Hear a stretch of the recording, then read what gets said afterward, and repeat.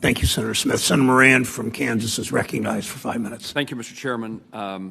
Chairman McWilliams, I've been an advocate for a long time without sufficient success for more transparency in financial regulators' examination frameworks.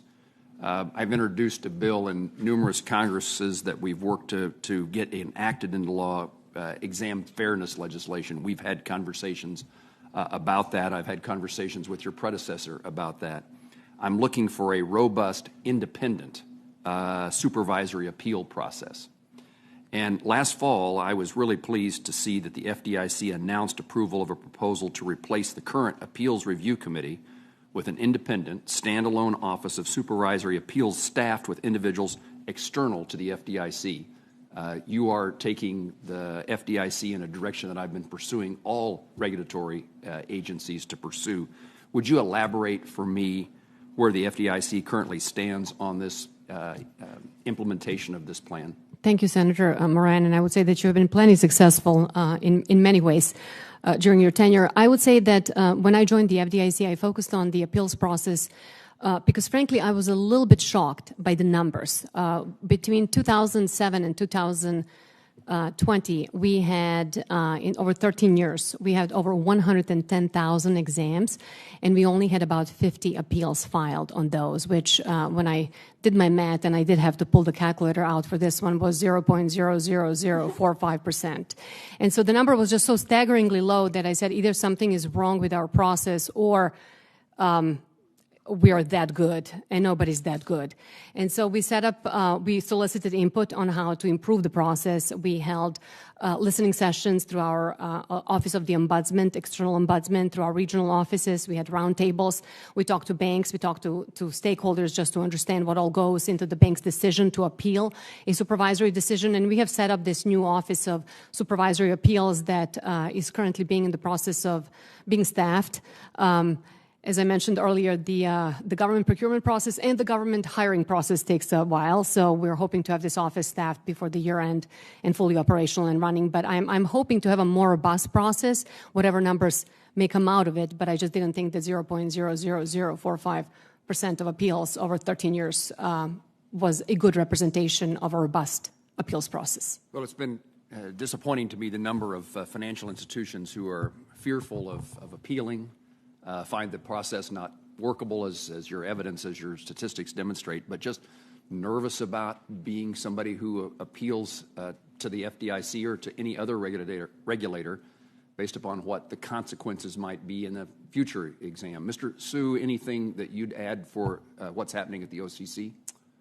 I would start off by saying I believe our examiners are very, very good. I mean, we have a very intense process for examiners to get credentialed. It's a long training process. We have extensive trainings, manuals that are published to ensure this fairness. We do have processes for dealing with appeals. It's a little bit different than what's at the FDIC, but I believe it's fair. I believe it's effective.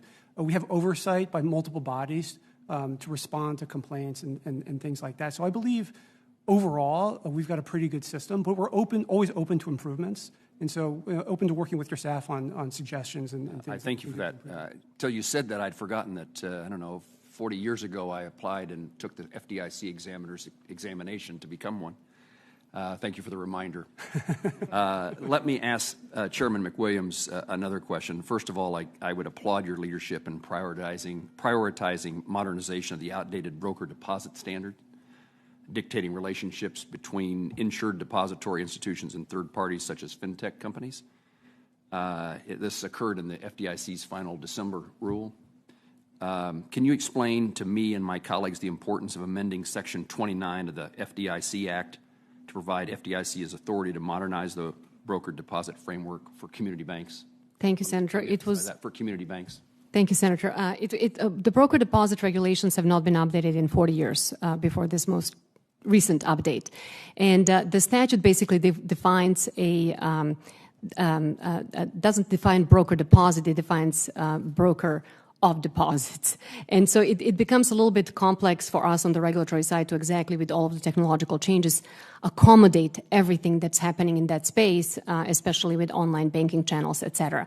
So it was important for us to take a look at the regulations that are 4 decades old with a fresh eye, and we did. No matter how much we try to make sure that our regulations on broker deposits keep to date with technological innovation, they're not going to be able to do so.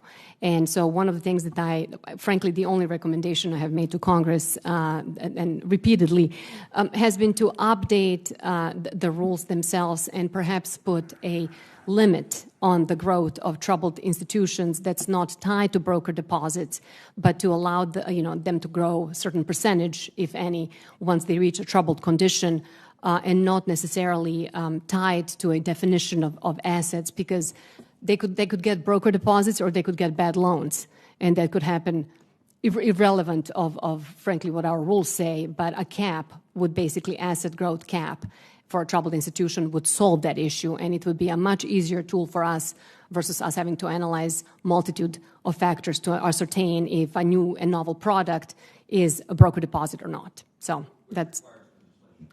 it would require legislation, yes. Thank you. Thanks, Moran. Senator Van Hollen.